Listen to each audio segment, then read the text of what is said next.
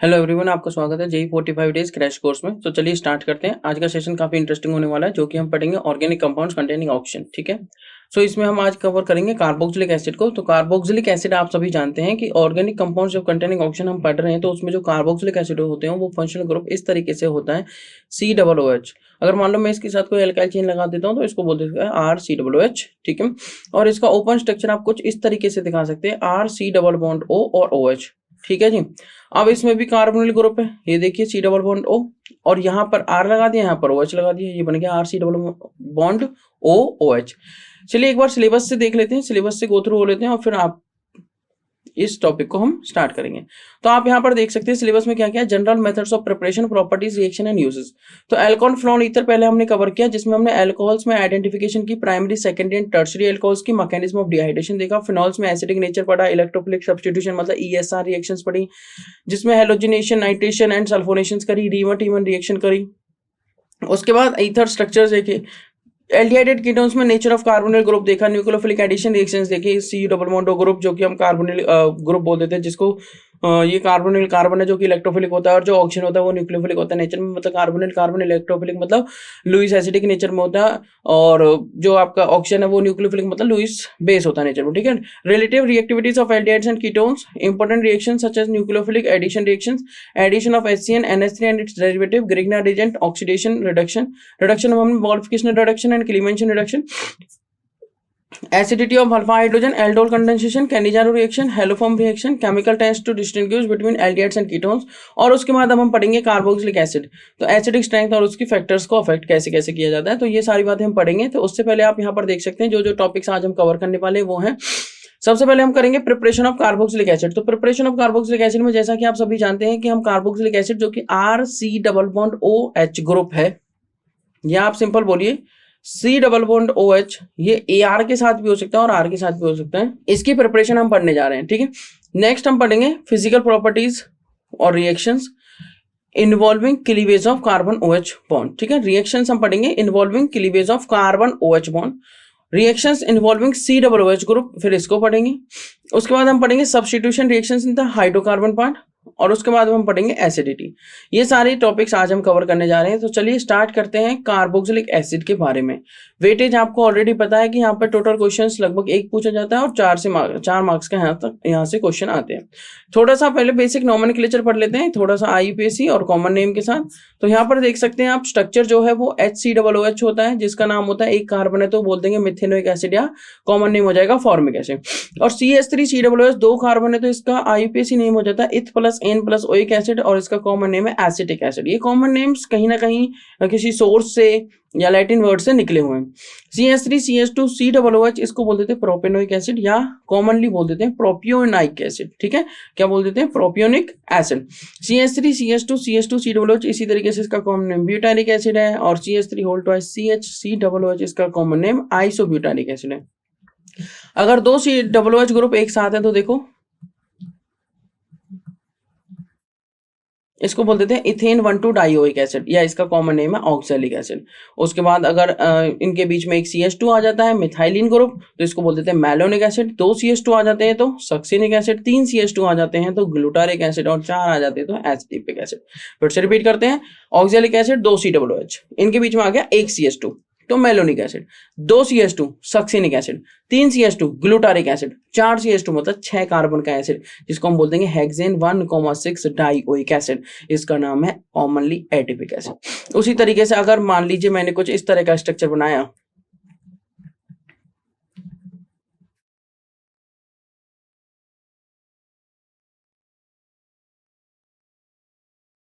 अब हम किसी भी चेन को, किसी भी ग्रुप को प्रेफरेंस नहीं दे सकते, तो इस तरह के कंपाउंड्स का नाम इस तरीके से लिखा जाता है प्रोपेन 1,2,3 ट्राई कार्बोक्सिलिक एसिड, और इसको ये है टाइप का ट्राई कार्बोक्सिलिक एसिड। ठीक है, चलिए ये आपके कुछ कॉमन नेम्स के बारे में बात होगी। मूव करते हैं प्रिपरेशन किसकी, कार्बोक्सिलिक एसिड की प्रिपरेशन। तो कार्बोक्सिलिक एसिड की प्रिपरेशन में सबसे पहले आप देख सकते हैं from primary alcohols. Primary alcohol से हमें प्रिपरेशन करनी है, कहाँ तक जाना है, प्राइमरी अल्कोहल की माइल्ड ऑक्सीडेशन से आप एल्डिहाइड पे जा सकते हैं और एल्डिहाइड का फर्दर ऑक्सीडेशन आपको एसिड दे सकता है। तो प्राइमरी अल्कोहल और एल्डिहाइड से हम इनकी प्रिपरेशन करेंगे किसकी, कार्बोक्सिलिक एसिड की।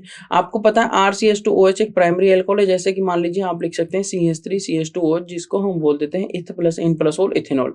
अगर आप उसमें एल्कलाइन KMnO4 या फिर एसिडिफाइड K2CR2O7 यूज करते हैं तो आपको जो प्रोडक्ट बनता है वो बनता है RC≡OH। ठीक है, ये देखिए इसका जो प्रोडक्ट बना है वो बना है RC≡OOH, जिसको हम कहते हैं कार्बोक्सिलिक एसिड।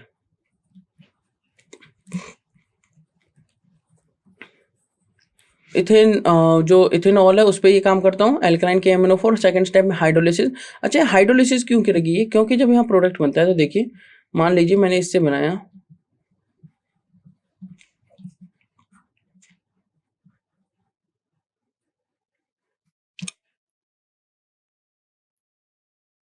मैं यहाँ पर यूज करता हूँ एल्कलाइन KMnO4। तो एल्कलाइन KMnO4 से यहाँ पे प्रोडक्ट क्या बनेगा, कितने कार्बन, 2 कार्बन, 2 कार्बन का एसिड बन जाएगा। बट क्योंकि एल्कलाइन है तो यहाँ पर बेस बनेगा, मतलब बेस प्रेजेंट है मतलब सॉल्ट बनेगा। तो एसिड बेस क्या देंगे, सॉल्ट। तो ये बनेगा पोटाशियम इथेनोएट, ठीक है, या पोटाशियम एसीटेट। प्लस यहाँ से निकल जाता है जो भी साइड प्रोडक्ट होते हैं। बट अगर मैं इसमें इसकी हाइड्रोलिसिस कर देता हूँ, ये इसको H पॉजिटिव प्रोवाइड कर देता हूँ, तो ये बन जाता है CH3COOH। वापस से क्या बन जाता है, CH3COOH। तो इसलिए सेकंड स्टेप में क्या करी गई है, हाइड्रोलिसिस। उसी तरीके से आप ले लेते हैं अगर 1 डेकेनॉल या डेकेन 1 ओल, डेकेन 1 ओल, यहाँ पे 1 और 8 9 और 1 10 कार्बन है। तो जॉन्स रिएजेंट CrO3H2SO4 इसका भी आप यूज कर सकते हैं और प्रोडक्ट आपको मिल जाएगा डेकेनोइक एसिड। क्या मिल जाएगा, डेकेनोइक एसिड। अच्छा, डेकेन 1 एसिड क्यों नहीं लिखा, क्योंकि COOH टर्मिनल फंक्शनल ग्रुप है तो ये टर्मिनल पर ही रहेगा। अगर डेकेनोइक एसिड लिखा है तो इसका सीधा सा मतलब है ये 1 पर ही होगा।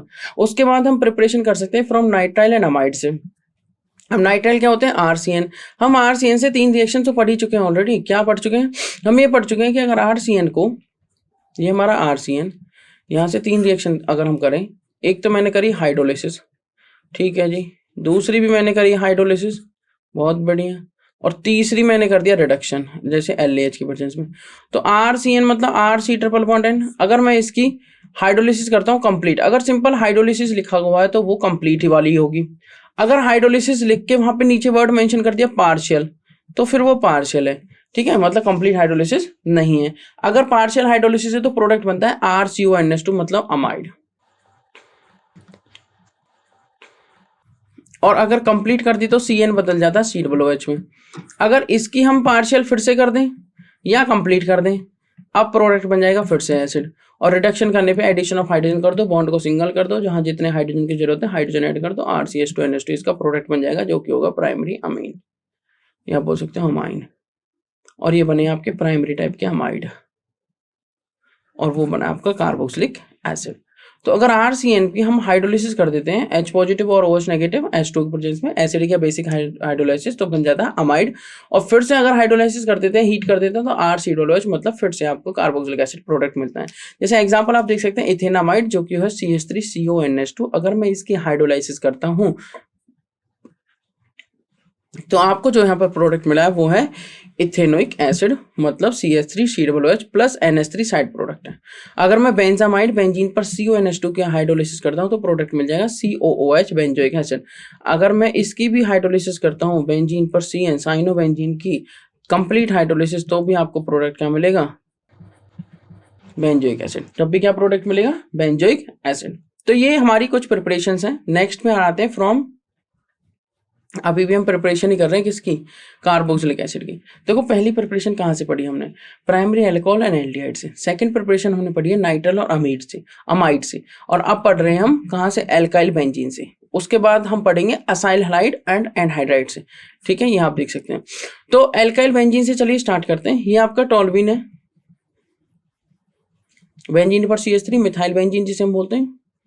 तो अगर यहाँ पर प्राइमरी या सेकेंडरी टाइप की कितनी भी चेन है, कितनी भी बड़ी चेन, तो बस आप उसको कंप्लीट क्या करिए, स्ट्रॉन्ग ऑक्सीडाइजिंग एजेंट के साथ ट्रीट कराइए, KMnO4 KOH के साथ हीट कर दीजिए। आपका प्रोडक्ट पहले तो आ जाएगा पोटाशियम बेंजोएट आ गया, और उसके बाद हाइड्रोलिसिस करने पे आपको बेंजोइक एसिड प्रोडक्ट मिल जाता है। तो समझने वाली बात यह है कि अगर यहाँ पे आर ग्रुप भी रहेगा जो कि प्राइमरी या सेकेंडरी, तो आपको प्रोडक्ट क्या मिलेगा, सिर्फ बेंजोइक एसिड। ठीक है, चाहे वो 3 कार्बन की है तब भी आपको क्या मिला, बेंजोइक एसिड। 4 कार्बन की चेन होगी तब भी बेंजोइक एसिड, 10 कार्बन की चेन भी होगी इसके ऊपर तब भी बेंजोइक एसिड। ठीक है, तो अगर मैं इस तरीके से लिखूं कि बेंजीन पर जो आर एन है, मतलब नंबर ऑफ कार्बन है, बट प्राइमरी है सारी चेन, मतलब कि क्या है, सेकेंडरी नहीं है, टर्शरी नहीं है, ओनली प्राइमरी है, और इसकी मैं कंप्लीट क्या करता हूँ, स्ट्रॉन्ग ऑक्सीडाइजिंग एजेंट के साथ ट्रीटमेंट करता हूँ, तो मुझे क्या प्रोडक्ट मिल जाता है, बेंजीन पर COOH, मतलब बेंजोइक एसिड। अब आता है from acyl halides. Acyl halide मतलब आर COCl, और एनहाइड्राइड मतलब इसे हम कह देते हैं एनहाइड्राइड। तो RCOCl जो कि है एसिड क्लोराइड या असाइल क्लोराइड, अगर मैं इसको H2O के साथ ट्रीट कराता हूँ तो यहाँ से क्या होगा, OH निकल जाए, Cl निकल जाएगा, OH आ जाएगा, तो बन जाएगा RCOOH, मतलब कार्बोक्सिलिक एसिड, और Cl नेगेटिव आउट। अगर मैं बेसिक हाइड्रोलिसिस करता हूँ तो फिर से क्या बन जाएगा, RCO नेगेटिव, क्योंकि बेस है तो एसिड का H नहीं आएगा, आपको हाइड्रोलिसिस करनी होगी, फिर से H पॉजिटिव देना पड़ेगा, आपको वर्कअप करना पड़ेगा, तब आपको जाके RCOOH प्रोडक्ट मिलेगा।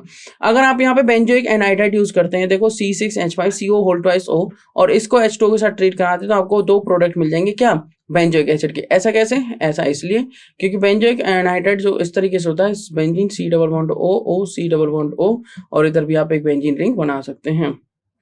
तो इस बॉन्ड को ऐसे तोड़ दीजिए, इधर OH और इधर H, तो ये बन गया बेंजीन पर C डबल बॉन्ड OH, और इधर भी आ गया बेंजीन पर COOH। ठीक है, तो 2 आपको मॉलिक्यूल्स मिल जाते हैं C डबल OH के बेंजीन के साथ, मतलब बेंजोइक एसिड। उसके बाद अगर आप बेंजोइक इथेनोइक एनहाइड्राइड ले लेते हैं, ये तो बेंजोइक एनहाइड्राइड था, अगर आपने लिया बेंजोइक इथेनोइक एनहाइड्राइड, तब भी आपको एक मॉलिक्यूल बेंजोइक एसिड का मिल जाएगा और एक आपको इथेनोइक एसिड का मिल जाएगा। तो समझने वाली बात क्या है कि जो एनहाइड्राइड होते हैं, ये एसिड एनहाइड्राइड होती है, अगर आप इन्हें ब्रेक करते हैं वाटर की हेल्प से, तो आपको प्रोडक्ट एसिड के मॉलिक्यूल्स मिलते हैं। ठीक है, क्या मिलते हैं, एसिड के मॉलिक्यूल्स। मूव करेंगे नेक्स्ट बात पर, अभी भी प्रिपरेशन ऑफ कार्बोक्सिलिक एसिड ही पढ़ रहे हैं, अब हम पढ़ेंगे नेक्स्ट 5th वाली फ्रॉम एस्टर्स, और 6th from Grignard agent, from Grignard agent. एकदम से इजी सी बात है, अगर हम एस्टर कोई लेते हैं, हमें पता है एसिड जब अल्कोहल के साथ मिलता है तो एस्टर देता है, एस्टर प्लस वाटर, और एस्टर प्लस वाटर क्या देगा, एसिड प्लस अल्कोहल। तो मैंने क्या किया, इथाइल बेंजोएट एक एस्टर ले लिया, ये देखो AR बोल लीजिए, AR C double bond OR ester, hydrolysis कर दी, क्या कर दी, हाइड्रोलिसिस, मतलब वाटर ऐड कर दिया। ठीक है, और इक्विलिब्रियम पर रिएक्शन होती है, क्योंकि अगर ये प्रोडक्ट्स वापस भी कहाँ आ सकते हैं, एस्टर में आ सकते हैं, तो बन गया बेंजोइक एसिड प्लस इथेनॉल। जैसे इथाइल ब्यूटेनोएट ले लिया तो बॉन्ड ब्रेक होगा यहाँ से सॉरी, ठीक है, और क्या बन जाएगा आपका, एक सेकेंड, यहाँ से बॉन्ड ब्रेक हो जाएगा, ये COOH हो जाएगा, और OH होने की जगह क्योंकि बेस लिया गया तो बन जाएगा COONA, और इसकी फिर से हाइड्रोलिसिस करके हम बना सकते हैं इसको ब्यूटेनिक एसिड प्लस इथेनॉल बन जाता है। प्लस क्या बन जाता है, इथेनॉल। नेक्स्ट आता है फ्रॉम ग्रिग्नार्ड एजेंट, तो ये मैंने लिया RMgX, ये लिया CO2 ये बॉन्ड गया इधर, इस पे आया पॉजिटिव, इस पे आया नेगेटिव, R नेगेटिव ने एक तरीके से इस पे अटैक किया, तो ये बन गया ड्राई ईथर की प्रेजेंस में RC double bond OMgX, hydrolysis करने पर RCOOH। तो समझने वाली इंटरेस्टिंग बात क्या है, यहाँ पर साइड प्रोडक्ट क्या निकलता है, साइड प्रोडक्ट आ जाता है Mg पे OH और OH पे X, Mg OH और X। ठीक है जी, ये बन गया हमारा कार्बोक्सिलिक एसिड, और हम बना चुके हैं कार्बोक्सिलिक एसिड को ग्रिग्नार्ड एजेंट से। एग्जांपल लेते हैं, चलो एक ये मैंने लिया Grignard agent CH3 CH2 MgCl, CO2 के साथ ट्रीटमेंट करा दिया। अब समझने वाली बात यह है कि अगर वो CO2 के साथ ट्रीटमेंट लिख देता है तो प्रोडक्ट को आप डिसाइड कर सकते हो, आप कितने भी कार्बन का ग्रिग्नार्ड एजेंट ले सकते हो, बस CO2 से एक कार्बन आना, ये ध्यान रखना। जैसे आप ऐसे समझ लो कि COOH वाला कार्बन CO2 से आ रहा है, तो आप ऐसे समझिए CH3 CH2 MgC double bond O, bond गया इधर, आया पॉजिटिव आया नेगेटिव, मान लो इस पे नेगेटिव इस पे पॉजिटिव, इधर अटैक हुआ C डबल बॉन्ड O, इधर क्या आ गया, मान लीजिए ये आ चुका है CH2 CH3, और इधर क्या आ गया O negative MgX positive, bond होगा ब्रेक, यहाँ से नहीं, कहाँ से होगा अभी दिखा देते हैं, O MgX, बॉन्ड यहाँ से ब्रेक होगा जब हम इसकी हाइड्रोलिसिस करेंगे। तो इधर क्या आएगा H और इधर क्या आएगा OH, तो साइड प्रोडक्ट क्या निकल जाएगा मैं बता देता हूँ। ये तो हो गया आपका main product CH3 CH2 COOH। इसको इस तरीके से लिख सकते हैं CH3 CH2 COOH जिसका नाम है प्रोपेनोइक एसिड। तो देखो 2 कार्बन यहाँ से 1 कार्बन यहाँ से, तो 3 कार्बन का एसिड बन गया जिसको बोलते हैं प्रोपेनोइक एसिड। साइड प्रोडक्ट जो होगा वो होगा MgOHX और X is what, X is Cl। तो मैग्नीशियम हाइड्रोक्साइड हलाइड, हलाइड में क्या है क्लोराइड, मैग्नीशियम क्लोराइड हाइड्रोक्साइड। ठीक है, चलिए मूव करेंगे नेक्स्ट बात पर। नेक्स्ट बात काफी इंपॉर्टेंट होने वाली है। अब हम प्रिपरेशन फिनिश कर चुके हैं और अब हम चलेंगे फिजिकल प्रॉपर्टीज की तरफ, किसकी, एसिड की। आप यहाँ पर देखिए ये कार्बोक्सिलिक एसिड है, दूसरा कार्बोक्सिलिक एसिड। 2 कार्बोक्सिलिक एसिड के मॉलिक्यूल एक दूसरे के पास आए और उन्होंने बना लिया डाइमर, मतलब 2 मॉलिक्यूल आपस में एसोसिएट हो गए। तो इन वेपर स्टेट और इन एप्रोटिक सॉल्वेंट ये इस तरीके से देखते हैं। और हाइड्रोजन बॉन्डिंग इनके बीच में होती है, RCOOH बॉन्ड, RCOOH जो मॉलिक्यूल है वो काफी अच्छी हाइड्रोजन बॉन्डिंग करता है अगर R ग्रुप छोटा है। जैसे जैसे R ग्रुप का साइज बड़ा होता रहता है डेफिनेटली हाइड्रोजन बॉन्डिंग कम होने लगेगी, क्योंकि जो R ग्रुप है वो एक वाटर रिपेलिंग ग्रुप की तरह काम करता है। तो इसने क्या कहा है कि have higher boiling point than aldehyde ketones and alcohols with similar molecular weights due to intermolecular hydrogen bonding. जो इनके बीच में ये इंटरमॉलिक्यूलर हाइड्रोजन बॉन्डिंग है ना, स्ट्रांग होती है।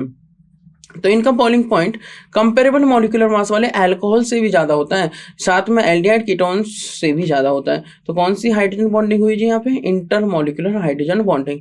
अब क्या कह रहा है, exist as dimers in the vapour phase और नॉन पोलर, नॉन पोलर मतलब एप्रोटिक सॉल्वेंट जिनके पास आप देख सकते हैं एप्रोटिक है। ठीक है, और solubility in water decreases with an increase in carbon chain, क्योंकि मैंने आपको बताया था इस चेन का नेचर तो हाइड्रोफोबिक है, ये तो वाटर को रिपेल करती है, वाटर से इसको फोबिया है, हाइड्रोफोबिक।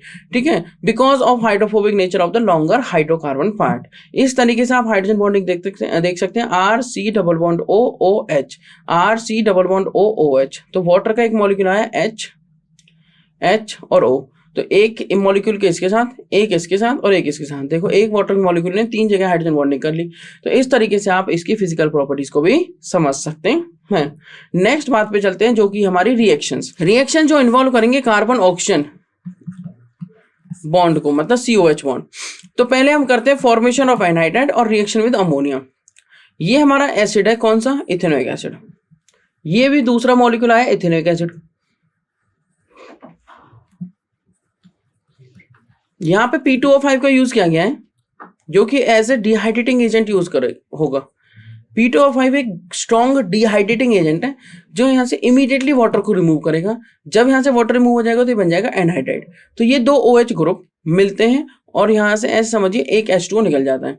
तो H पॉजिटिव हीट और P2O5 भाई H पॉजिटिव डाल लीजिए, कॉन्सेंट्रेटेड H2SO4 डाल लीजिए, वो भी तो डिहाइड्रेटिंग एजेंट है। और P2O5 फॉस्फोरस पेंटाऑक्साइड, ये भी क्या है, डिहाइड्रेटिंग एजेंट। तो फॉस्फोरस पेंटाऑक्साइड यहाँ H पॉजिटिव मतलब H2SO4 की प्रेजेंस में अगर हम इसको हीट करते हैं तो ये दोनों ही डिहाइड्रेटिंग एजेंट है। क्या काम करते हैं, यहाँ से वाटर का रिमूवल कर देते हैं। वाटर का रिमूवल किस तरीके से होता है, क्या करना है आपको, सिंपल सा काम करना है कि आपको क्या करना है, आपको 2 एसिडिक ग्रुप लेने हैं और 2 एसिडिक जो ग्रुप हैं COOH वाले, वो जब उनके OH क्लोज आएंगे तो वहां से H2 का रिमूवल हो जाएगा और क्या बन जाएगा, एनहाइड्राइड। तो आप देखिए यहाँ से स्टार्ट करिए, ये बन गया RCOOCOR, ये तो होते हैं एनहाइड्राइड ग्रुप, RCOOCOR। और R और R सेम हो सकते हैं और डिफरेंट भी हो सकते हैं। ये जिस एसिड से बना है उस एसिड के अकॉर्डिंग इसका एनहाइड्राइड हो जाएगा जो कि होगा इथेनोइक एनहाइड्राइड।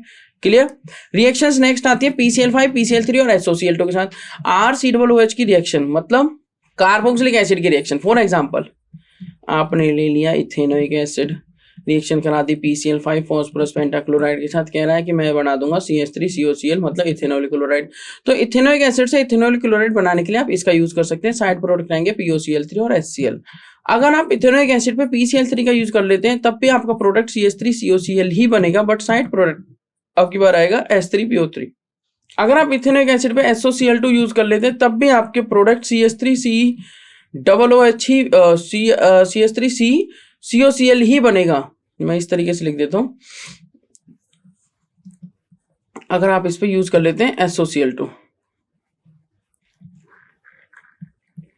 तब भी आपका प्रोडक्ट CH3COCl ही बनेगा, बस साइड प्रोडक्ट 2 गैसेस हो जाएंगे, एक SO2 और एक HCl, एक SO2 हो जाएगी और एक HCl हो जाएगी। उसके बाद आता है रिएक्शन विद अमोनिया, इजी एकदम। अगर आपको ये अमाइड बनाना है तो देखो कैसे बनाएंगे, आपने लिया eth plus N plus oic acid ethanoic acid, reaction कर दिया अमोनियम एसीटेट के साथ, गलत बात। आपने लिया इथेनोइक एसिड, अमोनिया के साथ रिएक्शन करी, तो अमोनिया के इस वाले ने क्या किया, इस H को ले लिया, तो क्या बन गया CH3CO negative NH4 positive, ammonium acetate, और हीट करने पर यहाँ से क्या रिलीज हो गई, यहाँ से मॉलिक्यूल रिलीज हुआ और यहाँ पे क्या बन गया CH3CONH2, क्या बन गया CH3CONH2 एसिटामाइड। अब यहाँ पे क्या हुआ, आपने लिया बेंजोइक एसिड, देखो बेंजोइक एसिड से रिएक्शन कैसे होगी, ये मैंने लिया बेंजोइक एसिड, अगर मैं इसके अमोनिया के साथ रिएक्शन करता हूं तो पहले तो बनेगा ये CO नेगेटिव NH4 पॉजिटिव, और जैसे ही मैं इसको हीट करता हूं ये बन जाएगा बेंजामाइड। ठीक है, ये क्या बन जाएगा बेंजामाइड। तो इस तरीके से रिएक्शन होती है, ये बन गया आपका बेंजामाइड, वाटर यहाँ से रिलीज हो जाता है, ऊपर बन गया एसिटामाइड, या बोल सकते हो इथ plus N plus amide ethanamide. ये रिएक्शंस वो हैं जो कार्बन OH बॉन्ड को क्लीवेज इन्वॉल्व करती हैं। अब रिएक्शंस आती हैं जो इन्वॉल्व करती है COOH ग्रुप को, रिडक्शन RCOOH ग्रुप को आप रिडक्शन करके प्राइमरी अल्कोहल में चेंज कर सकते हो। आप रिडक्शन के लिए यूज कर सकते हो LiAlH4, जिसको शॉर्ट में कह देते हैं LAH in presence of ether lithium aluminium hydride, और B2S6 आप यूज कर सकते हो सेकंड स्टेप में हाइड्रोलिसिस करके। डीकार्बोक्सिलेशन आप कर सकते हो, जैसे RCOOH को मेटल के साथ रिलीज करा दो, यहाँ से H2 गैस रिलीज हो जाएगी, सोडियम कार्बोक्सिलेट बन जाएगा, और सोडा लाइम का यूज करके सोडा लाइम यूज कर लो। सोडा लाइम क्या होता है NaOH प्लस CO, और हीट कर देंगे लगभग 623 केल्विन पर। स्ट्रॉन्गली हीट करने पर यहाँ से आउट हो जाता है -Ne2CO3, आउट हो जाता है Ne2CO3, और RH मतलब एल्केन बनता है, क्या बनता है एल्केन। ध्यान ये देना क्या बनता है एल्केन। ये कुछ समरी है रिड्यूसिंग एजेंट्स की जो कार्बोनिल ग्रुप पर काम करते हैं, जैसे आप सोडियम साइनो बोरोहाइड्राइड ले सकते हैं, ये वाला। ठीक है जी, जब इसका रिडक्शन, इसकी हेल्प से हम रिडक्शन करेंगे तो इमाइन जो होगा वो कंप्लीटली रिड्यूस्ड हो जाएगा और बन जाएगा RNHR। ठीक है, एल्डिहाइड उतनी जल्दी से रिड्यूस नहीं होगा, स्लोली रिड्यूस्ड होगा और बन जाएगा RCH2OH। जब हम कीटोन लेंगे तो वो भी स्पीड से रिड्यूस ना होगा, पर रिड्यूस तो हो जाएगा, बन जाएगा आपका सेकेंडरी अल्कोहल। एस्टर जब हम लेंगे तो वो रिड्यूस नहीं होगा, यूजुअली रिड्यूस नहीं होगा। अमाइड यूजुअली रिड्यूस नहीं होगा, और कार्बोक्सिलिक एसिड यूजुअली रिड्यूस नहीं होगा। इन कलर्स का मतलब आप यहाँ से समझ सकते हैं। जब हमने सोडियम बोरोहाइड्राइड लिया तो आप देख सकते हैं इमाइन को sodium borohydride, lithium aluminium hydride और बोरेन मतलब BH3, ये सभी रिड्यूस कर सकते हैं इमाइन को। उसी तरीके से आप सभी का देख सकते हैं एल्डिहाइड, कीटोन, एस्टर, अमाइड और कार्बोक्सिलिक एसिड। आप ये देख सकते हैं कि जो सोडियम साइनोबोरोहाइड्राइड है वो एस्टर, अमाइड और कार्बोक्सिलिक एसिड को अल्कोहल में कन्वर्ट नहीं कर सकता, परिवर्तित नहीं कर सकता। उसके अलावा आप यहाँ पर देख सकते हैं कि जो ये है ये मोस्ट रिएक्टिव और ये है क्या लीस्ट रिएक्टिव। ठीक है, वाई अल्कोहल और डाइबल का यूज करके आप क्या पा सकते हैं RCHO, lithium aluminium hydride amide से आप क्या पा सकते हैं RCHO, और आप यहाँ पर देखेंगे बाद में और भी कुछ बातें। तो ये है हमारी समरी रिड्यूसिंग एजेंट्स की। आई होप यहाँ तक आपको कोई डाउट नहीं होगा। ठीक है, नेक्स्ट जो बात है वो इंपॉर्टेंट है, आप समझिए ध्यान से, वो है substitution reaction in the hydrocarbons part. जैसे फर्स्ट है हेलोजिनेशन और सेकेंड है रिंग सब्स्टिट्यूशन। अब देखिए मैंने यहाँ पे क्या लिखा RCH2COOH। अगर मैं RCH2COOH की रिएक्शन X2 रेड फॉस्फोरस के साथ कराता हूँ, ये इंपॉर्टेंट रिएक्शन है। इस रिएक्शन का नाम ही तो है HVZ रिएक्शन, HVZ रिएक्शन जिसको बोलते हैं हेल-वोल्हार्ड-जेलिंस्की रिएक्शन, हेल-वोल्हार्ड-जेलिंस्की रिएक्शन। ठीक है, हेल-वोल्हार्ड-जेलिंस्की रिएक्शन। ठीक है, तो RCH2COOH इसको चाहिए अल्फा कार्बन, मिल गया अल्फा, COOH जिस पे जुड़ा हुआ उसको अल्फा कहेंगे, और अल्फा के साइड में चाहिए, अल्फा वाले कार्बन पर चाहिए हाइड्रोजन। तो जब मैं X2 रेड फॉस्फोरस के साथ इसकी रिएक्शन कराता हूं तो होगा क्या, ये यहाँ से H चला जाएगा और यहाँ से एक X और एक X इस पे जुड़ जाएगा जो बन जाएगा RCHX-COOH। X यहाँ पे क्या है क्लोरीन और ब्रोमीन, तो ये बन गया आपका alpha hello carboxylic acid. For example आपने लिखा CH3 CH2 COOH, आपने क्या लिखा CH3 CH2 COOH, और इसकी रिएक्शन करा दीजिए X2 और रेड फॉस्फोरस। क्यों लिखे X2 रेड फॉस्फोरस, हम लिखेंगे Cl2, हम क्या लिखेंगे Cl2 रेड फॉस्फोरस। जब मैंने Cl2 रेड फॉस्फोरस के साथ इसकी रिएक्शन कराई तो देखो प्रोडक्ट क्या बना, CH3 CH COOH और यहाँ पे क्या आ गया Cl, और ये अल्फा है तो इसको बोलेंगे alpha chloro propanoic acid, alpha chloro propanoic acid, ठीक है जी। और यहां से H और ये वाला Cl यहां से आउट हो गया HCl की फॉर्म में। अगर मैं फिर से इसके साथ रिएक्शन करा देता हूँ Cl2 रेड फॉस्फोरस की, फिर रिएक्शन हो जाएगी। अभी भी तो अल्फा पे हाइड्रोजन है, तो CH3 C Cl Cl COOH, तो ये अल्फा अल्फा अल्फा कमा अल्फा डाइक्लोरोप्रोपेनोइक एसिड बन जाएगा इस तरीके से, ठीक है। और साइड पे फिर से क्या निकल जाएगा HCl। तो इस रिएक्शन को बोलते हैं HVZ reaction, Hell Volhard Zelinsky reaction important है, ठीक है। देखिए ये बन गया X, यहाँ पे क्लोरीन ब्रोमीन हो सकता है। रिंग सब्स्टिट्यूशन में क्या होता है, यहाँ पे रिंग को सब्स्टिट्यूट करते हैं due to this electron withdrawing group. Nitrating mixture का यूज किया, electron withdrawing group meta directing होते हैं आने वाले इलेक्ट्रोफाइल के लिए, और नाइट्रेटिंग मिक्सचर एक इलेक्ट्रोफाइल जनरेट करता है जो कि NO2 पॉजिटिव होता है, तो आने वाला ग्रुप मेटा पे जुड़ जाएगा। COOH, अगर मैंने यहाँ से Br2 FeBr3 लुईस एसिड की प्रेजेंस में, मतलब Br2 को लुईस एसिड की प्रेजेंस में यूज किया, तो वो एक इलेक्ट्रोफाइल जनरेट करता है, और ये इलेक्ट्रॉन विड्रॉइंग ग्रुप इसका नेचर है, तो ये आने वाले ग्रुप को मेटा पोजिशन पर अवेलेबल कराता है, ऑक्यूपाइड कराता है। रीजन आपको पता ही है ऑलरेडी, रेजोनेंस। तो ये Meta bromo benzoic acid, Meta bromo benzoic acid, और ये बन गया मेटा नाइट्रो बेंजोइक एसिड। इस तरीके से ये प्रोडक्ट बन जाते हैं। नेक्स्ट आता है एसिडिटी, ठीक है जी। चलिए एसिडिटी डिस्कस कर लेते हैं। तो जो बातें अभी तक हमने डिस्कस की, मैं एक बार क्विकली रिवाइज करूंगा, फिर एसिडिटी पे मूव करूंगा। तो अभी तक हमने क्या क्या डिस्कस किया आप यहाँ पर देख सकते हैं। पहले हमने डिस्कस किया कुछ इस तरीके से नॉमेनक्लेचर पार्ट। नॉमेनक्लेचर पार्ट में आप देख सकते हैं, आप किसी भी कंपाउंड का आईपीएस लिख सकते हैं रूल्स के अकॉर्डिंग, और इनका कॉमन नेम आप यहाँ पर देख सकते हैं। जैसे फर्स्ट वाले में आप देख सकते हैं, इसका जो कॉमन नेम है वो है फॉर्मिक एसिड। कहां पाया जाता है, एंड्स में। दूसरा है एसिटिक एसिड CH3COOH, कहां मिलता, इसका नाम क्या है, विनेगर। कहां मिलता है, विनेगर में। तीसरा क्या है, CH3CH2COOH propanoic acid, propanoic acid, ठीक है। इसको प्रोपेनोइक एसिड IUPAC बोलते हैं, और प्रोपियोनिक एसिड किसमें, कॉमन नेम बोलते हैं। CH3CH2COOH, CH3CH2CH2COOH ब्यूटारिक एसिड इसका कॉमन नेम, और IUPAC नेम ब्यूटेनिक एसिड। इसी तरीके से आप आगे चल सकते हैं। अब आ जाते हैं ये डाइकार्बोक्सिलिक एसिड, यहां से यहां तक है डाइकार्बोक्सिलिक।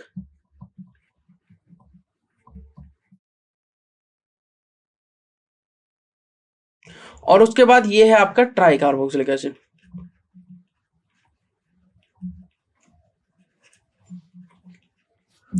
ठीक है।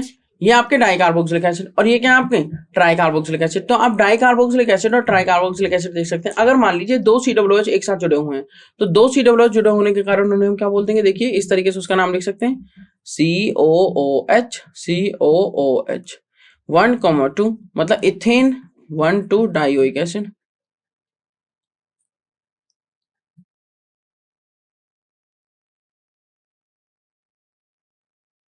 ठीक है। और क्या नाम हो सकता है इसका common, oxalic acid. Common name क्या हो सकता है, ऑक्सैलिक एसिड। अगर इसके बीच में एक CH2 आ जाए तो इसका नाम बदल जाएगा, क्या हो जाएगा, मेलोनिक एसिड। अगर दो CH2 आ जाए तो सक्सेनिक एसिड, तीन आ जाए तो ग्लूटारिक एसिड, चार आ जाए तो एडिपिक एसिड, और इस तरीके से इसका नाम मैंने आपको बताया था ट्राइकार्बोक्सिलिक एसिड। उसके बाद हमने देखी प्रिपरेशन ऑफ कार्बोक्सिलिक एसिड, जिसमें हमने पहली प्रिपरेशन देखी from primary alcohol and aldehyde से। तो एल्डिहाइड और अल्कोहल का ऑक्सीडेशन करके हम बना सकते हैं कार्बोक्सिलिक एसिड। जैसे स्ट्रॉन्ग ऑक्सीडाइजिंग एजेंट अगर हम यूज करेंगे तो एल्कलाइन KMnO4, और फिर हाइड्रोलिसिस करनी होगी तो प्रोडक्ट मिल जाएगा कार्बोक्सिलिक एसिड प्राइमरी अल्कोहल से। जैसे आप एग्जांपल के लिए यहाँ पर देख सकते हो, जैसे हमने 1-डेकेनोल का यूज किया और CrO3H2SO4 जो कि Jones reagent strong oxidizing agent की तरह काम करता है, तो यहाँ पर इसने प्रोडक्ट दे दिया डेकेनोइक एसिड। हमने दूसरी प्रिपरेशन करी फ्रॉम नाइट्राइल एंड अमाइड से। आप फ्रॉम नाइट्राइल और अमाइड से देख सकते हैं RCN जो कि एल्केन नाइट्राइल होते हैं, और उनकी हाइड्रोलिसिस करी बेसिक या एसिडिक, आपको पहले मिल गया अमाइड्स, और फिर बेसिक हाइड्रोलिसिस करने से मिल गया कार्बोक्सिलिक एसिड। अगर कंप्लीट हाइड्रोलिसिस कर देते तो डायरेक्ट आपको कार्बोक्सिलिक एसिड मिल जाते हैं, और पार्शियल हाइड्रोलिसिस करते तो पहले अमाइड और अमाइड की फिर कंप्लीट या पार्शियल दोनों कर सकते हैं, तो आपको डायरेक्टली क्या मिल जाते हैं, कार्बोक्सिलिक एसिड्स। फिर आता है इथेनामाइड एग्जांपल के लिए, तो इथेनामाइड की हमने हाइड्रोलिसिस करी और डायरेक्ट मिल गया इथेनोइक एसिड प्लस NH3 यहाँ से रिलीज हो गया। बेंजामाइड की हाइड्रोलिसिस करी, बेंजोइक एसिड मिल गया और अमोनिया यहाँ से रिलीज हो गई। नेक्स्ट प्रिपरेशन हमने करी थर्ड वाली फ्रॉम एल्काइल बेंजीन, जैसे टॉल्यूइन का KMnO4 स्ट्रॉन्ग ऑक्सीडाइजिंग एजेंट के प्रेजेंस में इसका ऑक्सीडेशन किया, तो यहाँ पर कितने भी कार्बन की चेन हो, चाहे 10 की हो या 20 की हो, आपको प्रोडक्ट हमेशा ये भी मिलना है अगर वो प्राइमरी और सेकेंडरी ग्रुप है। ठीक है, अगर वो क्या है प्राइमरी और सेकेंडरी। तो उसके बाद आप यहाँ पर देख सकते हैं, अगर मैंने उससे पहले, क्योंकि हम KMnO4 यूज कर रहे हैं और बेस के प्रेजेंस में, ये बेस के प्रेजेंस में यूज कर रहे हैं, तो यहाँ पर पहले सॉल्ट मिलेगा। क्या मिलेगा? सॉल्ट की फिर से हाइड्रोलिसिस करनी होगी। अगर मैं यहाँ पे एसिडिफाइड K2Cr2O7 यूज कर लेता हूँ तो डायरेक्ट आपको ये प्रोडक्ट मिल सकता है, अगर मैं यहाँ पे K2Cr2O7 in presence of concentrated H2SO4 use कर लेता हूँ तो। ठीक है जी। नेक्स्ट आता है फोर्थ फ्रॉम असाइल हैलाइड्स, मतलब RCOCl एंड एनाइड्राइड, मतलब RC⋅O भाई एसाइल क्लोराइड से अगर आप H2O यूज करते हो तो Cl रिमूव हो जाता है और RCOOH बन जाता है, और OH नेगेटिव H2O यूज करते हो तो RCO नेगेटिव बनेगा क्योंकि बेस यूज कर रहे हो, और फिर हाइड्रोलिसिस करने पे प्रोडक्ट आ जाएगा कार्बोक्सिलिक एसिड। अगर एनाइड्राइड यूज करते हो, आप देख सकते हो बेंजोइक एनाइड्राइड या बेंजोइक इथेनोइक एनाइड्राइड, तो H2O का यूज करने पर आपको यहाँ पर एसिड के मॉलिक्यूल्स मिल जाते हैं, आप इजीली यहाँ पर देख सकते हो। नेक्स्ट प्रिपरेशन हमने करी 5th नंबर की फ्रॉम एस्टर्स, और एस्टर की प्रिपरेशन आप देख सकते हो, और 6th हमें गिरिग्नार्ड एजेंट से करी। तो एस्टर हमें क्या देंगे? एसिड और अल्कोहल हाइड्रोलिसिस करने पे, जैसे इथाइल ब्यूटेनोएट ने क्या दिया? NaOH के प्रेजेंस में एक दे दिया आपको सोडियम ब्यूटेनोएट 1 2 3 4 और प्लस में C2H5OH इथेनॉल। सोडियम ब्यूटेनोएट को अगर ब्यूटेनिक एसिड में चेंज करना है तो आपको हाइड्रोलिसिस करनी होगी। और नेक्स्ट हमने गिरिग्नार्ड एजेंट वाली पढ़ी, वो भी देख लेते हैं। गिरिग्नार्ड एजेंट वाली 6 में आप देख सकते हैं RMGX पर CO2 RMGX पर CO2 का यूज किया ड्राई ईथर के प्रेजेंस में, तो CO2 की वजह से ये प्रोडक्ट जो बन के आता है हाइड्रोलिसिस करने के बाद RC⋅OH बन के आ रहा है, आप यहाँ पर देख सकते हैं। उसके बाद हमने डिस्कस की फिजिकल प्रॉपर्टीज। चलिए फिजिकल प्रॉपर्टीज में हमने क्या क्या डिस्कस किया? हमने देखा बॉइलिंग पॉइंट, हमने देखी सॉल्युबिलिटी। तो बॉइलिंग पॉइंट तो डेफिनेटली बढ़ता है मॉलिक्यूलर मास बढ़ने के साथ साथ, बट बॉइलिंग पॉइंट ज्यादा होता है कार्बोक्सिलिक एसिड का कंपेरेबल मॉलिक्यूलर मास वाले एल्डिहाइड, कीटोन और अल्कोहल से, क्योंकि इनके अंदर जो हाइड्रोजन बॉन्डिंग होती है ये वाली, ये स्ट्रांग होती है। ये कैसी है? स्ट्रांग हाइड्रोजन बॉन्डिंग है एज कम्पेयर टू अदर्स। ठीक है, उसके अलावा ये ज्यादा एसिडिक भी होते हैं नेचर में। उसके अलावा ये डाइमर्स में एग्जिस्ट करते हैं इन वेपर फेज और इन नॉन पोलर मतलब एप्रोटिक सॉल्वेंट्स में। सॉल्युबिलिटी वाटर में डिक्रीज होती जाती है अगर ये R ग्रुप इंक्रीज होता रहेगा। ठीक है, अगर ये R ग्रुप क्या होता रहेगा? इंक्रीज। तो जितना बड़ा R ग्रुप होगा, जितना ज्यादा हाइड्रोकार्बन पार्ट होगा, उतना हाइड्रोफोबिक नेचर ज्यादा होगा, वाटर रिपेलिंग नेचर ज्यादा होगा, वाटर को रिपेल करेगा, तो हाँ डेफिनेटली सॉल्युबिलिटी डिक्रीज करेगी। उसके बाद हमने देखी रिएक्शन जो इन्वॉल्व करती है COH बॉन्ड को, COH बॉन्ड को इन्वॉल्व करती है तो फॉर्मेशन ऑफ एनाइड्राइड और रिएक्शन विद अमोनिया हमने चेक की। तो आप यहाँ पर देख सकते हैं इथेनोइक एसिड की अगर मैंने रिएक्शन करा दी, इथेनोइक एसिड के 2 मॉलिक्यूल लिए एक साथ और P2O5 या फिर H2SO4 के साथ अगर हीट कर दिया, दोनों ही डिहाइड्रेटिंग एजेंट की तरह काम करते हैं, तो प्रोडक्ट मिल जाएगा वाटर के रिमूवल के साथ। यहाँ पे रिमूव हो जाता है वाटर, इथेनोइक एनाइड्राइड, मतलब 2 एसिड के मॉलिक्यूल को अगर रिएक्ट कराएं H2SO4 कॉन्सेंट्रेटेड H2SO4 या P2O5 के प्रेजेंस में, तो आपको मिलता है एनहाइड्राइड कुछ इस टाइप का, जिसको हम बोल देते हैं एसिड एनहाइड्राइड। अगर इथेनोइक एसिड का है तो इथेनोइक एसिड एनहाइड्राइड, अगर प्रोपेनोइक एसिड का है तो प्रोपेनोइक एसिड एनहाइड्राइड। रिएक्शन अगर हम PCl5 PCl3 या SOCl2 के साथ करते हैं तो तीनों में देखो प्रोडक्ट सेम आया, acid chloride acid chloride acid chloride, बस साइड प्रोडक्ट डिफरेंट है। और इस केस में जो प्रोडक्ट आता है एकदम से प्योर आ जाता है, क्योंकि ये जो गैसेज होती हैं यहाँ से अगर ओपन वेसल में कर रहे हैं तो ये उड़ जाती हैं, रिमूव हो जाती हैं इजीली। तो इन छोटी छोटी बातों का ध्यान रखना है। अब अमोनिया के साथ अगर रिएक्शन करेंगे तो डायरेक्ट भी लिख सकते हैं CH3COOH से CH3CONH2, एक स्टेप में अमोनिया डालेंगे, दूसरे में हीट कर देंगे। बट अगर आपको 2 स्टेप में लिखना है तो CH3COH इथेनोइक एसिड अमोनिया डालने पर बन गया पहले अमोनियम एसिटेट या अमोनियम इथेनोइड, और फिर हीट करने पर बन गया एसिटामाइड। उसी तरीके से बेंजीन पर COOH बेंजोइक एसिड अमोनिया डालने पर बन गया अमोनियम बेंजोएट और हीट करने पर बन गया बेंजामाइड। इस तरीके से प्रोडक्ट बन जाते हैं। फिर हमने देखा रिएक्शन जो इन्वॉल्व कर रही है COOH ग्रुप को, COOH ग्रुप को जैसे रिडक्शन में क्या होता है, RCOOH को रिडक्शन करते हैं LAH लिथियम एल्यूमिनियम हाइड्राइड और B2S6 या फिर H3O पॉजिटिव, B2S6 के साथ H3O पॉजिटिव, तो RCH2OH मतलब प्राइमरी टाइप का एल्कोहल मिल जाता है। फिर हमने डीकार्बोक्सिलेशन भी देखा, जैसे RCO नेगेटिव, तो यहाँ से ये ग्रुप निकल जाता है और Na हट के H जुड़ जाता है, तो एल्केन मिल जाता है सीधा। ठीक है, यहाँ पे यूज क्या होता है? स्ट्रॉन्ग कंडीशन, जैसे NaOH प्लस CO जिसको सोडा लाइम बोल देते हैं, और टेम्परेचर थोड़ा हाई रखते हैं जैसे 623 केल्विन, ठीक है, और हीट करने पर ये प्रोडक्ट मिलता है कार्बोक्सिलिक एसिड, या बोलो salt, sodium salt of carboxylic acid, ठीक है, या सोडियम कार्बोक्सिलेट से आपको प्रोडक्ट मिलता है alkene plus Na2CO3 sodium carbonate. ये कुछ कार्बोनिल ग्रुप के क्या है, reducing agent for carbonyl group. तो ये कार्बोनिल ग्रुप है, ये देखो इमाइन, इमाइन से ये मिल जाता है RCH2NH4, ठीक है, जिसको हम सेकेंडरी अमाइन बोल सकते हैं, ठीक है। एन पर एक हाइड्रोजन है, अगर एक भी ना होता तो टर्सरी, और दो होते तो प्राइमरी, और एक है तो सेकेंडरी। तो इनका reduction sodium cyano borohydride, NaBH4 sodium borohydride, lithium borohydride, lithium aluminium hydride और BH3। ये देख सकते हैं आप, रेड वाला दिखा रहा है कि जल्दी से रिड्यूस नहीं होता है, ऑरेंज जो दिखा रहा है वो स्लोली रिड्यूस वाला है, और ग्रीन जो दिखा रहा है वो दिखा रहा है कि रिड्यूस्ड हो गया है।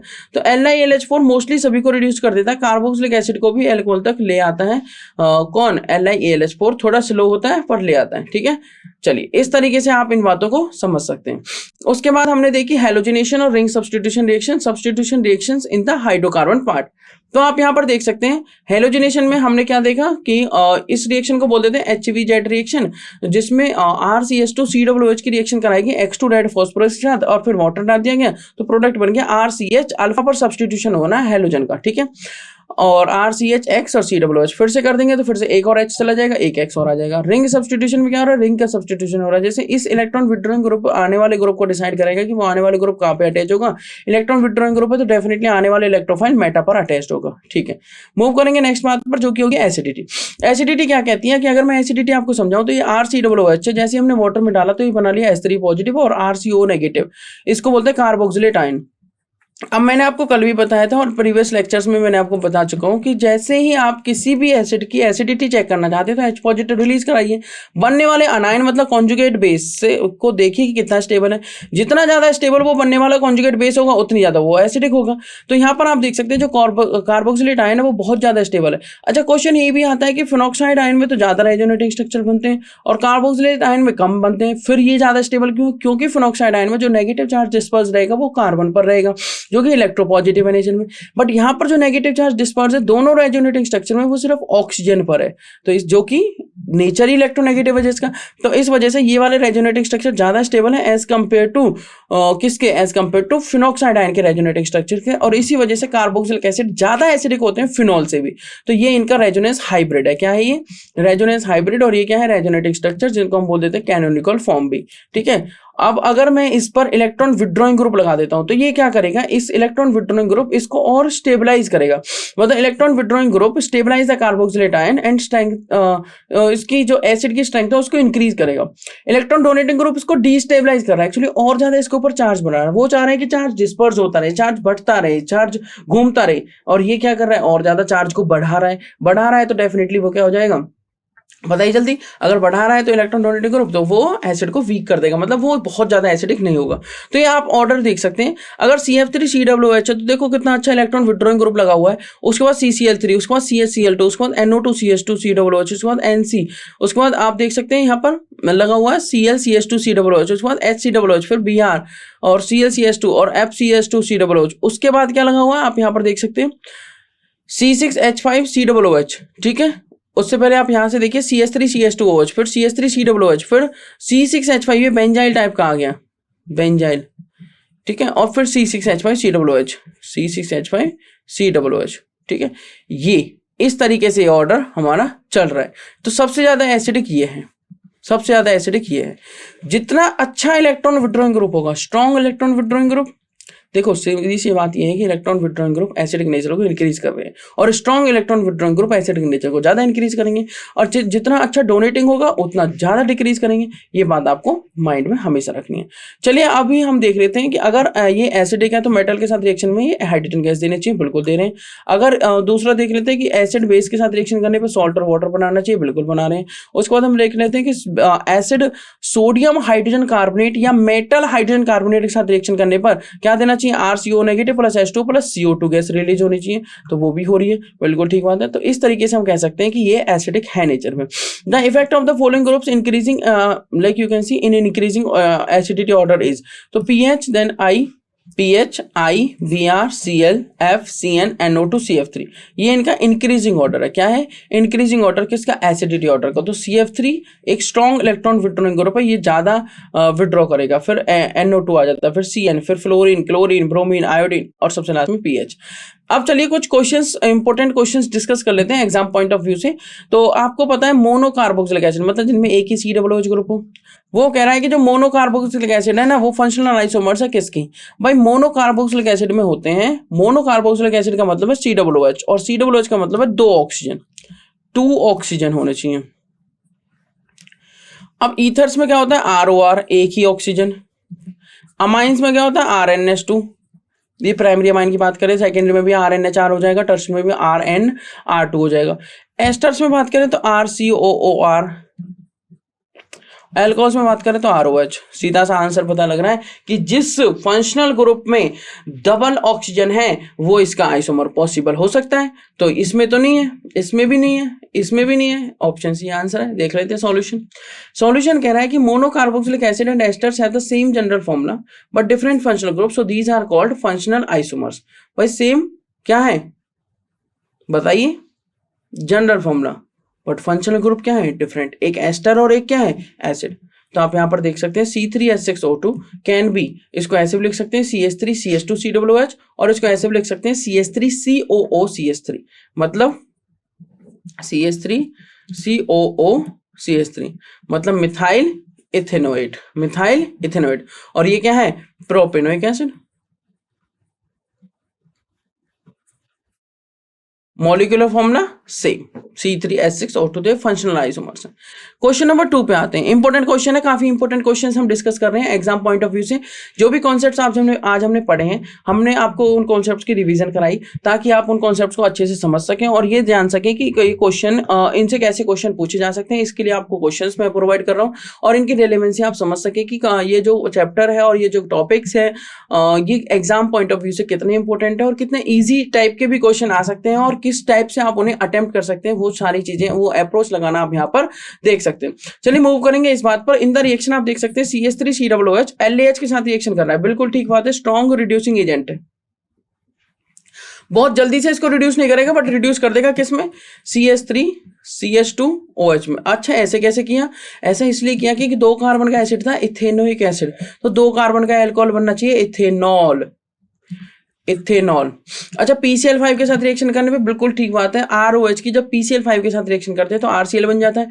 ठीक है जी, CH3CH2Cl क्लोरोइथेन। और अल्कोहलिक KOH करने पे ये कहता है कि बीटा कार्बन दिख रहा है आपको? बिल्कुल दिख रहा है, ये रहा अल्फा, ये रहा बीटा। बीटा पे जो हाइड्रोजन है उसको ऐसे लिख लीजिए और उसको यहाँ से रिलीज कराइए और प्रोडक्ट बनाइए CH2 डबल बॉन्ड CH2। कह रहा है कि डबल बॉन्ड के साथ मैं बना देता हूँ एल्कीन और एल्कीन में 2 कार्बन है तो इसका नाम हो जाएगा इथ प्लस इन इथीन। मतलब एसिटल्डेहाइड, बिल्कुल गलत बात। एसिटिलीन, एसिटिलीन कैसे पॉसिबल हो सकता है? एसिटिलीन ट्रिपल बॉन्ड कह रहा है, इथिलीन बिल्कुल हो सकता है, एसिटाइल क्लोराइड गलत बात। चलिए आंसर भी देख लेते हैं। आंसर कह रहा है कि जब CH3COOH मतलब इथेनोइक एसिड की LAH मतलब लिथियम एल्यूमिनियम हाइड्राइड के साथ रिएक्शन कराई तो प्रोडक्ट बन गया CH3CH2OH जिसका नाम है इथ प्लस एन प्लस ओल, इथेनॉल। ए PCl5 के साथ कराने पे बन जाता है B, CH3CH2Cl मतलब क्लोरो इथेन। और अल्कोहलिक KOH के साथ कराने पर जिसको बोलते हैं बीटा एलिमिनेशन तो प्रोडक्ट बन जाता है C और इसका नाम है इथ प्लस इन इथीन या इथिलीन, इथाइलिन ऐसे बोल सकते हो आप। ठीक है, फॉस्फोरस पेंटाक्लोराइड के साथ इस तरीके से रिएक्शन होती है। ठीक है, अब आते हैं नेक्स्ट क्वेश्चन पर। आई होप ये क्वेश्चन काफी इजी होगा, काफी समझने में आसान होगा। Question number 3। क्वेश्चन नंबर 3 कह रहा है कि रिएक्शन कर दो, इस सीक्वेंस में आपको दे रखी है सारी बातें। ठीक है जी, हो जाएंगी। कैसे होंगी जरा देख लेते हैं। कह रहा है कि इस टॉलिन को रिएक्शन कराओ KMnO4 के साथ। अच्छा ये क्या है? ये है स्ट्रॉन्ग ऑक्सीडाइजिंग एजेंट। KMnO4 क्या है? एक स्ट्रॉन्ग ऑक्सीडाइजिंग एजेंट है। अगर मैं KMnO4 के साथ टॉलिन की रिएक्शन कराता हूं तो मैं आपको बताता हूं क्या होगा, देखिए ध्यान से। ये है स्ट्रॉन्ग ऑक्सीडाइजिंग एजेंट। टॉल्विन क्या होता है? बेंजीन पर CH3। मैंने आपको बताया था अगर इस बेंजीन रिंग पर, इस एरोमेटिक रिंग पर कितने भी कार्बन की चेन हो, चाहे 10 की हो या 20 की हो, 30 की हो, 40 को, प्राइमरी और सेकेंडरी हैं, तो स्ट्रॉन्ग ऑक्सीडाइजिंग एजेंट की प्रेजेंस में कितने भी कार्बन की चेन हो सारी को हटा दो, सिर्फ एक C डबल ग्रुप लगा दो, इतना स्ट्रॉन्ग ऑक्सीडेशन हो जाता है। तो ये बन गया बेंजोइक एसिड A। कह रहा है SOCl2 के साथ रिएक्शन करता हूं, अभी तो पढ़ के आए हैं, बना देता है बेंजोइल क्लोराइड, ये बना दिया। कह रहा है H2PdBSO4 कर दो, ये तो हमें पता ही है, Rosenmund reduction, acid chloride to aldehyde. कह रहा है COCl को CHO बना दो, बिल्कुल ठीक बात है, डी आंसर हो गया। चलिए देख लेते हैं फिर भी आंसर क्या कह रहा है। आंसर कह रहा है कि जब आप टोलिन को एक स्ट्रॉन्ग ऑक्सीडाइजिंग एजेंट के प्रेजेंस में रिएक्शन कराएंगे तो आपको प्रोडक्ट मिलेगा बेंजोइक एसिड, जो कि होगा आपका COOH और उस पे वो किस पे लगा हुआ, बेंजीन रिंग पर। SOCl2 अगर थायोनाइल क्लोराइड के साथ रिएक्शन कराते हैं तो SO2 और HCl यहाँ से गैसेस फॉर्म में अगर ओपन वेसल है तो निकल जाते हैं और बन जाता है एसिड क्लोराइड, जिसका नाम है बेंजोइल क्लोराइड। अगर आप H2PdBSO4 के साथ रिएक्शन करते हैं जो कि रोजनमुंड रिडक्शन है, तो आपका प्रोडक्ट बन जाता है Cl हट के H आ जाता है और सिंपल CHO रह जाता है, तो इसको बोलते हैं benzaldehyde plus HCl side product निकल जाता है। यहाँ पे BaSO4 का लो सरफेस एरिया होता है जो पैलेडियम की एक्टिविटी को कम करता है, तो ये एज ए पॉइजनर काम कर रहा है कैटलिस्ट के लिए, और H2PD की मतलब जो स्ट्रॉन्ग नेचर था उसको इसने थोड़ा सा रिड्यूस कर दिया। ठीक है, इस तरीके से यहाँ पर प्रोडक्ट मिल जाता है, तो टोलुइन टू बेंजाल्डिहाइड कन्वर्जन भी आ गया। क्लियर? चलिए मूव करेंगे नेक्स्ट बात पर। Question number 4। क्वेश्चन नंबर 4 कह रहा था correct sequence of reagents for the following conversion will be. भाई यहाँ पे लगा हुआ है बेंजीन नहीं है, ये ध्यान रखना, साइक्लोहेक्सेन है जिस पर एक डबल बॉन्ड O लगा हुआ और एक CHO लगा हुआ है। कह रहा है यहाँ पर OH और CH3 बना दो। अगर डबल बॉन्ड O के दो बॉन्ड ओपन करने हो और अल्कोहल में चेंज करना हो और अल्कोहल टर्शियरी टाइप का हो तो कीटोन को किसके साथ रिएक्शन करानी चाहिए? डेफिनेटली ग्रिग्नाडिजन, क्योंकि जब फॉर्मल्डिहाइड को ग्रिग्नाडिजन के साथ रिएक्शन कराते हैं तो आपका प्रोडक्ट बनता है कैसा? अल्कोहल प्राइमरी, और फॉर्मल्डिहाइड के अलावा कोई भी एल्डिहाइड लेते हैं ग्रिग्नाडिजन के साथ तो सेकेंडरी अल्कोहल, और अगर हम कीटोन ले लेते हैं तो टर्शियरी अल्कोहल, और ये अल्कोहल टर्शियरी टाइप का ही तो है। ये अल्कोहल किस टाइप का? टर्शियरी टाइप का। CHO पर देखो, CHO ध्यान से समझिए, C डबल बॉन्ड O और H, कार्बोनिल कार्बन ही तो ओपन हो रहा है और यहां पर बन रहा है, ये देखिए इधर देखिए, एक कार्बन, दो कार्बन, तीन कार्बन, ये भी टर्शियरी टाइप का अल्कोहल बन रहा है। अब कैसे बनाए? बहुत इजी है, देखिए वो कह रहा है इसकी सीक्वेंस बताइए। वो कह रहा है AgNH3 होल ट्वाइस के साथ रिएक्शन कर दीजिए। अगर इसके साथ रिएक्शन करता हूं तो ये बन जाएगा COO नेगेटिव और H पॉजिटिव देने पे वापस से COH हो जाएगा, CH3OH CH3MgBr। तो चलिए इसका सॉल्यूशन हम आपको दिखाते हैं। जो सीक्वेंस रहेगी वो कुछ इस तरीके से रहेगी, आप यहाँ पर देख सकते हैं। जो हमने यहाँ पे लिया है, देखो एल्डिहाइड और कीटोन में से प्रेफरेंस एल्डिहाइड होते हैं, तो 1 2 3 4 4 ऑक्सो साइक्लोहेक्सेन 1 कार्बल्डिहाइड इसका नाम होगा। पहले इस पर टॉलरेंस रीजेंट के साथ रिएक्शन करा दो, क्योंकि H पॉजिटिव भी दिया हुआ था तो ये COOH बन जाएगा डायरेक्टली, सॉल्ट नंबर के सीधा क्या बनेगा? एसिड। मतलब 1 2 3 4 5 6, तो 4 ऑक्सो या 4 कीटो साइक्लोहेक्सेन 1 कार्बोक्सिलिक एसिड इसका नाम हो जाएगा। टॉलरेंस रिएजेंट एक माइल्ड ऑक्सीडाइजिंग एजेंट है जिसको हम कहते हैं ammoniacal solution of silver nitrate. Ammoniacal solution of silver nitrate. फिर इसके एस्टरिफिकेशन कर दो, CH3OH, ये क्या है? अल्कोहल, और अल्कोहल प्लस एसिड एस्टर, क्या देंगे आपको? एस्टर। ऊपर क्या जुड़ा हुआ है? C डबल बॉन्ड O, तो alcohol plus acid gives ester and water. ठीक है जी। उसके बाद CH3MgBr एक्सेस में रिएक्शन कराई, तो एक्सेस में रिएक्शन कराने के बाद जो एस्टर है उसके साथ भी रिएक्शन हो गई और इसके साथ भी रिएक्शन हो गई, क्योंकि एस्टर में भी तो C double bond O group जुड़ा हुआ है।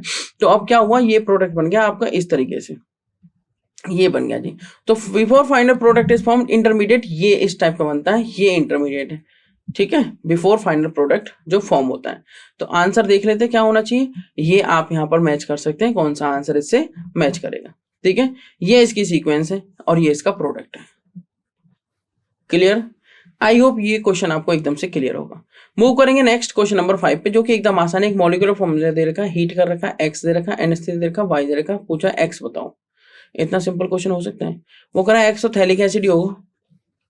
भाई C8 हो गए तो बेंजीन से ऊपर चलेगी बात, है ना, पॉसिबली। और अमोनिया के साथ xylene, phthalic anhydride, salicylic acid, formula से मैच कर लेंगे, आंसर मिल ही जाएगा। ठीक है, फॉर्मूला से मैच कर लेंगे, आंसर क्या मिल जाएगा आपको? आंसर तो थैलिक एसिड इससे मैच कर रहा है, हीट हमने किया तो थैलिक एनहाइड्राइड बन गया। ठीक है, एनहाइड्राइड बनते हैं, आपने क्या किया? अमोनिया के साथ रिएक्शन करी तो बॉन्ड कुछ इस तरीके से ब्रेक हो जाएगा, एक तरफ क्या चला जाएगा? NH2 और एक तरफ क्या चला जाएगा? H, तो ये हो जाएगा COOH और इधर क्या हो जाएगा? CONH2, तो एक अमाइड और एक एसिड मिल जाते हैं। नेक्स्ट बात आती है क्वेश्चन नंबर 6। तो आई होप क्वेश्चन नंबर 5 तक आपको एकदम क्लियर होगा। कॉन्सेप्ट आज के आपको क्लियर होंगे, क्या हमने पढ़ाया वो आपको क्लियर होगा, किस तरीके से अप्रोच लगानी है वो आपको क्लियर है, किस क्वेश्चन में क्या अप्रोच लगेगी वो आपको क्लियर है, कौन सा क्वेश्चन किस तरीके से होगा ये बात भी आपको क्लियर हो चुकी है। अब आपको मैं कुछ question as a homework provide करता हूँ। क्वेश्चन नंबर 6 कह रहा है कि Clemmensen reduction of a ketone is carried out in the presence of what.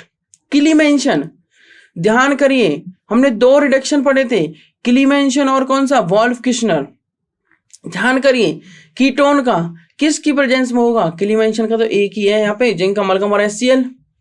भाई zinc amalgam HCl, zinc amalgam, अरे अमलगम क्या होता है, जब वो कोई भी मेटल मरकरी के साथ आ जाता है तो उसको अमलगम बोल देते हैं। जैसे हो गया सोडियम अमलगम, ये हो गया जिंक अमलगम, इसको बोल देते हैं जिंक अमलगम HCl। ठीक है, कॉन्सनट्रेटेड HCl यहाँ पर हम लेते थे, प्रोडक्ट आ जाता था। चलिए कोई बात नहीं, आप इस क्वेश्चन को ट्राई करेंगे। उसके बाद आप ट्राई करेंगे क्वेश्चन नंबर 7। जब बेंजीन सल्फोनिक एसिड, ओहो बेंजीन सल्फोनिक एसिड क्या होता है, इतनी बड़ी बात भी नहीं है, ये है बेंजीन सल्फोनिक एसिड, बेंजीन पर SO3H एंड पैरा नाइट्रोफिनॉल। भाई पैरा नाइट्रोफिनॉल नहीं पता आपको, ये होता है पैरा नाइट्रोफिनॉल, ये लो जी पैरा नाइट्रोफिनॉल। ठीक है, आर ट्रीटेड विद NaCO3, तो इनको ट्रीट करते हैं सोडियम हाइड्रोजन कार्बोनेट के साथ, आपस में ट्रीट नहीं कर रहे, दोनों को ट्रीट कर रहे हैं सोडियम हाइड्रोजन कार्बोनेट के साथ। तो क्या बोला गया देखिए ध्यान से, द गैसेज रिलीज रेस्पेक्टिवली। तो गैसेज बताइए कौन कौन से रिलीज होती हैं, आपको देखना है, तो कौन से रिलीज हो गए, SO2 NO2 SO2 NO SO2 CO2 CO2 CO2। बस इतना इजी से क्वेश्चन है, आप यहाँ पर देख सकते हैं, एकदम इजी क्वेश्चन है। दोनों ही एसिड है और एसिड जब रिएक्शन करता है सोडियम बाइकार्बोनेट या सोडियम हाइड्रोजन कार्बोनेट के साथ, या आप कह सकते हैं मेटल हाइड्रोजन कार्बोनेट या मेटल बाइकार्बोनेट के साथ, तो वो कौन सी गैस रिलीज करता है, CO2। कौन सी गैस रिलीज करता है, CO2। ठीक है भाई, आप लिख सकते हैं एसिड प्लस मेटल कार्बोनेट या metal hydrogen carbonate gives salt plus water plus carbon dioxide. चलिए क्वेश्चन नंबर 7 को आप ट्राई करेंगे, रिएक्शंस लिखेंगे, फिर उसके बाद क्वेश्चन नंबर 8 देखेंगे। कह रहा है कि phenol is heated with phthalic anhydride. Phthalic anhydride अभी तो बनाया था थैलिक एनाइड्राइड, कह रहा है कि थैलिक एनाइड्राइड बना दीजिए, बना देते हैं जी। थैलिक एनाइड्राइड क्या होता है कि बेंजीन लीजिए और बेंजीन पर अगर लगा दिया COOH तो उसको बोल देते हैं C डबल बॉन्ड OH को थैलिक एसिड, और दूसरी तरफ भी इसी तरीके से लगाना होता है, और ये जोड़ दिया तो बन गया phthalic anhydride in presence of concentrated H2O4। तो इसके साथ फिनॉल को हीट किया गया है, phenol is heated with phthalic anhydride in presence of concentrated H2SO4। अब H2SO4 आना तो एक चीज ध्यान देना, स्ट्रॉन्ग डिहाइड्रेटिंग एजेंट है। The product gives pink colour with alkali. वाह वाह, हो गया, एक इंडिकेटर है, इंडिकेटर है ये तो, एक जो कलरलेस रहता है इन एसिड और पिंक हो जाता है इन बेस या एल्कली। बस अब आपको चूज करना, इससे आगे मैं नहीं बताऊंगा क्योंकि ये तो सारी क्वेश्चन का आंसर ही हो चुका है। बस आपको पता है कलरलेस, ये तो लोअर ग्रेड्स में पढ़ते हो इंडिकेटर्स को। ठीक है, चलिए मूव करेंगे क्वेश्चन नंबर 9 की तरफ।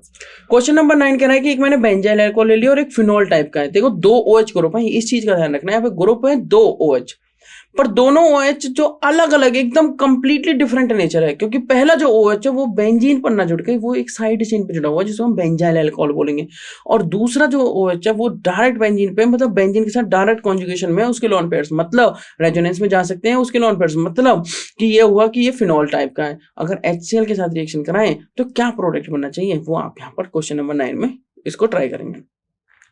क्वेश्चन नंबर 10 कह रहा है कि sodium ethoxide has reacted with ethanol chloride. Sodium ethoxide जो कि होता है NaOC2H5, ये होता है sodium ethoxide, Na positive O negative, has reacted with ethanol chloride. इसकी रिएक्शन हो रही है इथेनॉल क्लोराइड के साथ जो कि है आपकी CH3COCl, ये तो है इथ plus N plus oil chloride. भाई COCl के लिए ऑयल क्लोराइड लगा दिया और 2 कार्बन है तो इथ, और सिंगल बॉन्ड है तो एन, और ऑयल क्या हो गया, ऑयल क्लोराइड, तो हो गया इथेनॉल क्लोराइड। इसकी रिएक्शन कराई हमने सोडियम इथॉक्साइड के साथ। तो आप देख सकते हैं the compound that is produced in the above reaction, कौन सा कंपाउंड इस रिएक्शन में प्रोड्यूस होगा ये आपको प्रिडिक्ट करना है। एकदम से इजी सा क्वेश्चन है कि डाइथाइल ईथर होगा या 2-ब्यूटेनॉन होगा या इथाइल क्लोराइड होगा या इथाइल इथेनोएट होगा। ठीक है, एकदम बहुत ज्यादा इजी क्वेश्चन है। तो मैंने 5 क्वेश्चन आपको कराए हैं, 5 क्वेश्चन एज ए होमवर्क दिए हैं, तो इन क्वेश्चन को आप ट्राई करेंगे और उसके बाद आप कॉन्सेप्ट्स को रिवाइज जरूर करेंगे ताकि आपकी जो अप्रोच लगाने का तरीका है वो आपको समझ में आए। ठीक है, चलिए अब आज के लिए थैंक यू सो मच, मिलेंगे आपसे आगे। Thank you so much.